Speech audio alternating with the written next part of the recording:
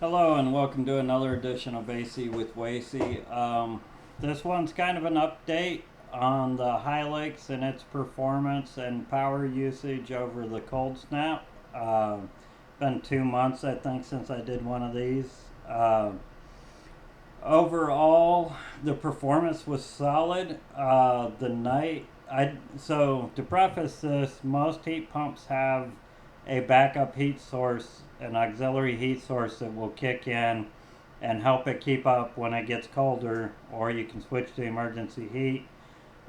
With the Hilux, it's not supposed to lose capacity till the negative temps. I think negative 10 it starts losing capacity, and then somewhere around negative 15 is when you're out of capacity.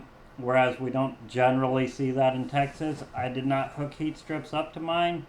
I wanted to see what it would do without them, and I was pleasantly surprised. I think the night that we got snow here, the air temp, the wind chill was negative 13, and then with the snow, that adds a little bit to it as far as at the unit. And that night, my thermostat was set at 69, and it got down to 67. So I did lose some heating. But as soon as the sun came up, it warmed right back up and caught right back up. Uh, so really pleasantly surprised that the numbers from the manufacturer seem to hold up. Uh, Going forward, I don't know as we install these that we'll set the heat strips to run as auxiliary heat. I think we'll leave them as emergency heat only, just because we don't get those temps very often. So I guess that's helping adjust how we're hooking these up. I spoke with a couple of customers that have Hilexes. Uh, they were all happy with them. They did report a little bit of a spike in electrical usage, not like they had experienced in the past, but still a spike. Um, and I did as well. Um, so my Hilux has used pretty consistent power, whether it's 105 outside or it's 0 degrees or whatever we had in November. It's been pretty consistent. Um, the month of December was still consistent, still the same, and then in January we had that week long real cold snap to where it was 0 and below quite a bit, and and I saw a spike during that month. It wasn't. It was about $150, $160 less than last year when we had similar cold spells, but it was still outside of the normal of what my electric bill had been.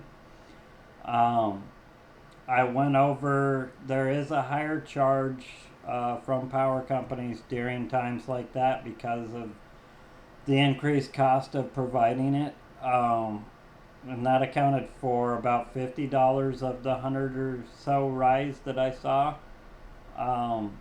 But I got to considering other things because I don't think the Hilux is running enough. Like it doesn't use enough power, even if it's running more, to see the type of spike that I saw. And where I don't have heat strips hooked up, the usage can't come from them.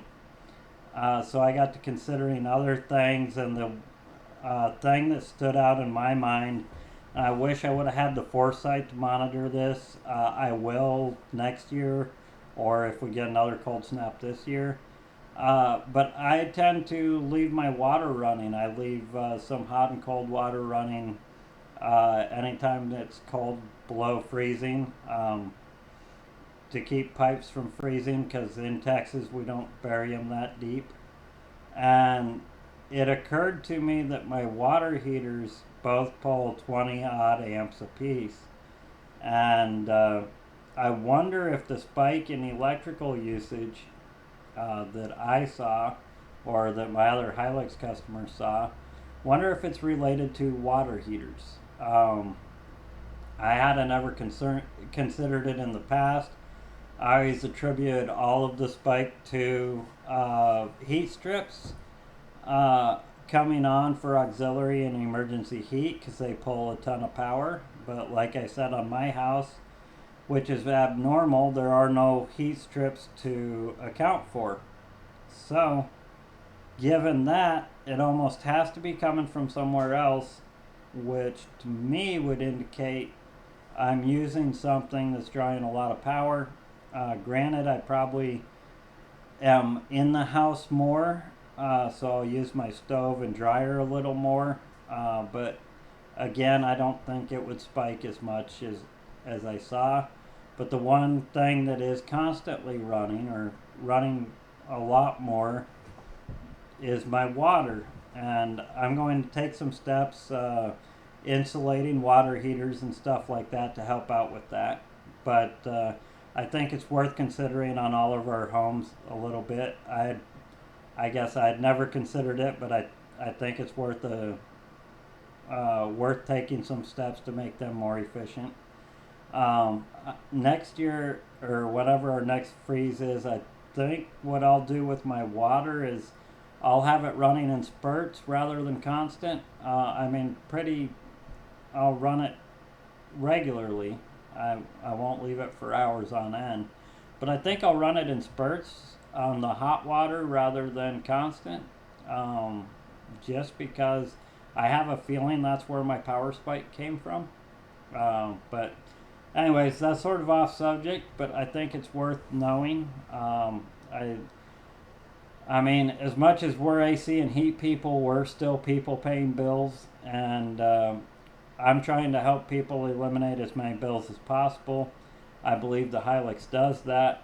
I believe I'm showing that with my power bills and being kind of transparent on what I'm seeing. But at the same time, I'm always looking for ways to help not only me but my customers save power, even if it's outside of our realm. And after this last month, I think it's worth looking at the water heaters and seeing if there's a way that we can reduce the amount of power we're using with our water heaters through those cold snaps while we're running water. Anyways, back on the Hylex, all good things. I still saved around $150. So I'm comparing January of this year to December of last year, because December was our colder month last year and January was our colder month this year. So I still saw quite a bit of savings in the last 2 months that we've been cold here. I think it's been 2 months since I did one of these videos. I've saved just over $250 from last year. I believe that brings our total up just over $600 on the year. The Hylex has been very, very consistent on usage, whether it's 105 or it's 0 outside. My bill has stayed within a $25, $26 range, aside from last month when we had that cold snap. So I would expect it to be similar for the March bill, the April bill, the May bill, and then the June bill, which would bring us to 1 year. Given that, I think I'm going to end at a little over $800 in savings over the year. We had a lot hotter summer. We had a lot warmer winter. So those probably kind of balance out. But anyways, I'll see hopefully a little over 800. I was hoping to get to 1,000 this year, but that is what it is. Still think it's one of the better units on the market. The power savings, as much as I wanted to get to 1,000, it was sort of an arbitrary number. So I'm happy with 800 and some odd dollars. If you take that out over the warranty life of the unit, that's still $8,000 worth of savings in 10 years. So it'll basically pay for itself over that time. But anyways, it's just kind of a power usage update after the cold snap.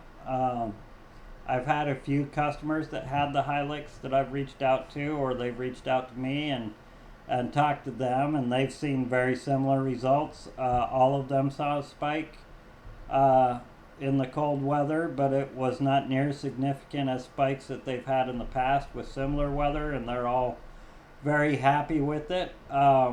I do have heat strips hooked up as auxiliary heat with all of my other customers that I've installed a Hylex for. I think going forward, I'm going to ask the customer if they want us to do that, because we don't see -10, -15 very often, and if it has to get to -10 to need that auxiliary heat, as mine did this year, I don't I don't want those heat strips kicking in as auxiliary heat when you bump it 2 or 3 degrees and using more power than we really need to. So I think I'll change that going forward. Into next week and the week after, we'll be firing up some Hylex systems with gas furnaces on a new construction, and I'll do a video kind of explaining how the dual fuel works with them. It'll be the best opportunity that I've had. I've got systems out there running like this, but it'll be the best opportunity I've had to really show that. So I'll be doing that video, and then I'll be doing a video on Bluetooth tools and reports that they can generate, and how we plan on incorporating them into our maintenances and our commissioning of new systems going forward. Until then, thanks for stopping by.